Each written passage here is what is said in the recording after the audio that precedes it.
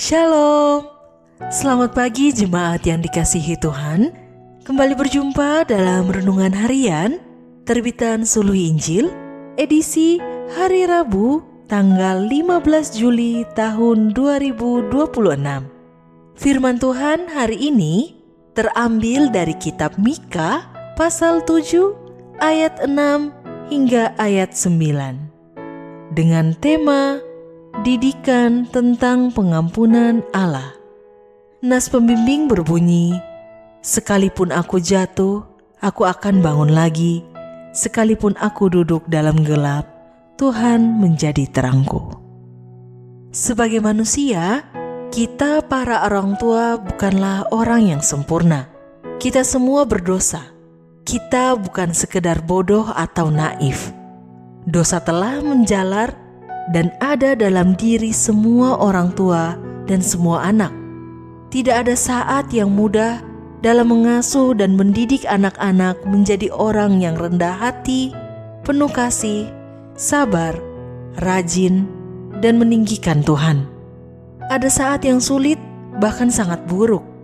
Dan bagaimana orang tua mendidik anak-anak menghadapi kondisi sulit dalam hidup mereka?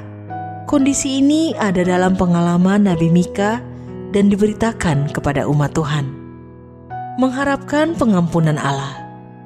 Nabi Mika mengajak para orang tua, khususnya para ayah, sebagai pemimpin keluarga dan bangsa, untuk berharap kepada Allah dan percaya bahwa Allah akan mendengarkan.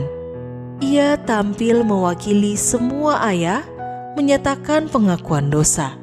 Seringkali kita, para orang tua, berpikir bahwa kepemimpinan dan didikan kita sudah berjalan dengan baik. Anak-anak berada di bawah otoritas kita untuk dibentuk menurut harapan dan standar kita.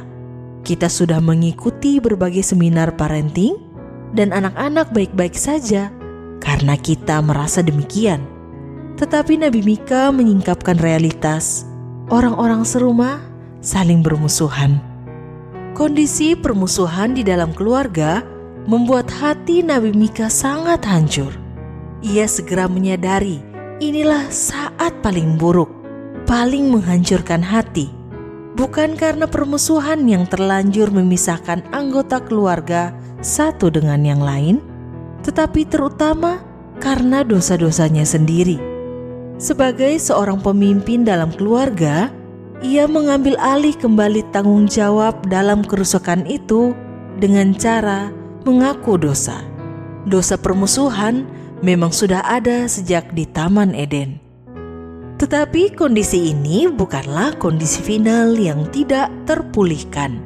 Setelah mengaku dosa, Nabi Mika dengan yakin menyatakan, "Sekalipun aku jatuh, aku akan bangun lagi.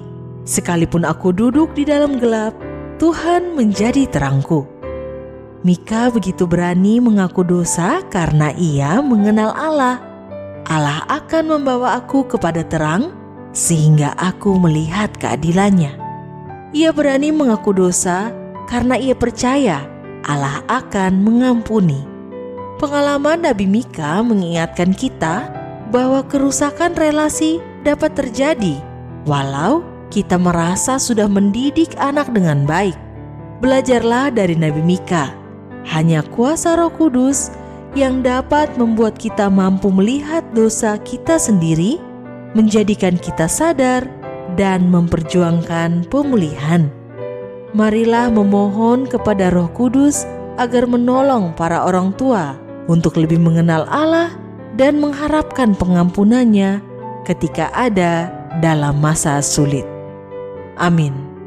Demikianlah firman Tuhan hari ini. Tuhan Yesus memberkati.